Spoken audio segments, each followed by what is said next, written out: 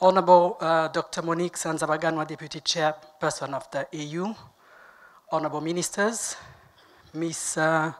Malado Kaba, Director of Gender, Women and the Civil Society Department for the AFDB, members of the UN family, to all the he for she, distinguished guests, champions of gender equality, ladies and gentlemen, good afternoon.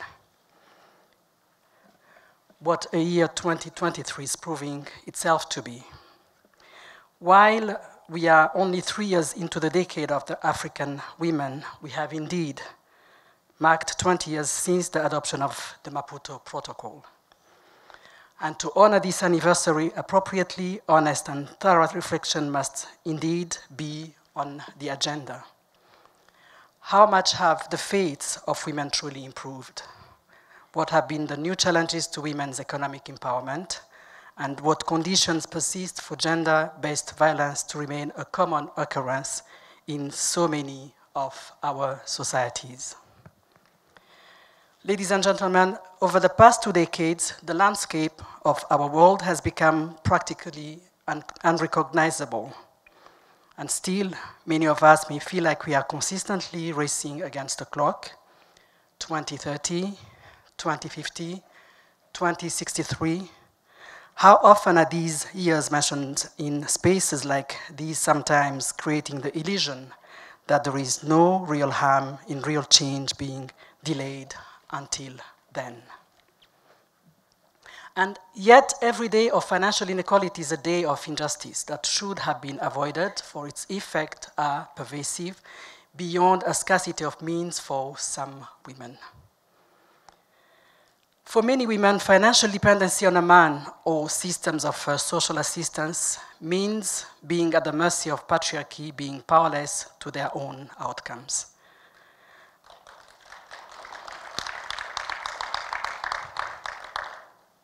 Despite civilization relying so primarily on women to sustain itself, women's contributions to the world are frequently omitted.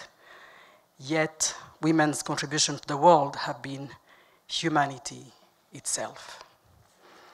When, why, and how did we decide that women should be disempowered with lower pay or systemic exclusion, and yet also carry a substantial responsibility in what is perhaps the ultimate task, ensuring the continuity of our human race? Ladies and gentlemen, I don't wish to understate the offerings of men to our communities. On our continent, like across the world, good men have perhaps always been the protectors of their families. And to this day, men with egalitarian values stand by women as we oppose patriarchy. But these men are the first to denounce a discriminatory order speaking over women, implying that they deserve a little more than crumbs of the world they have equally helped to build. And this is a stance of an ally. This is the behavior expected of gender equality champions.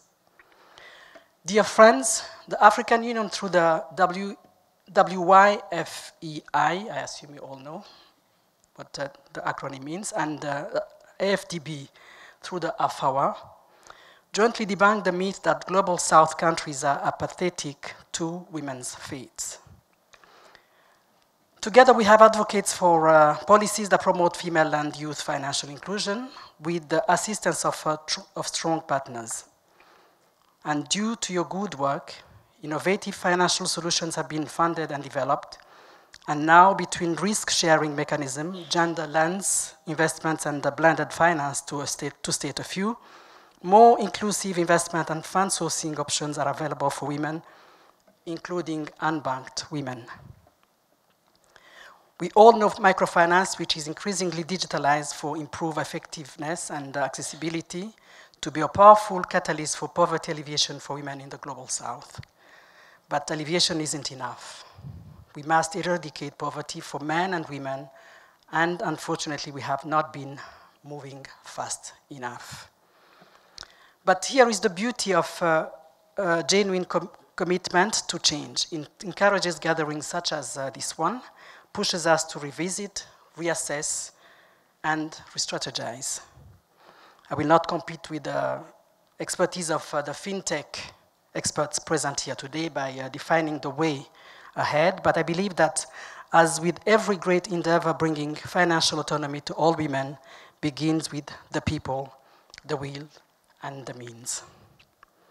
Whether we invest more in technological advancement or agriculture, on advocacy or policy making, on solutions or preventions, on microfinance or macrofinance, we must prioritize the innovation that center women, address overlooked obstacles to their empowerment, demand women's involvement in the industries that drive our development, and leverage the policy changes to make this progress irreversible. Let us reclaim our spaces and our right to inclusion.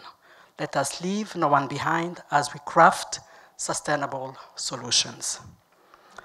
And to all our he for she, do not settle for low expectations from women. You surely can do more. I thank you for your kind attention and for your participation in this Women Deliver conference.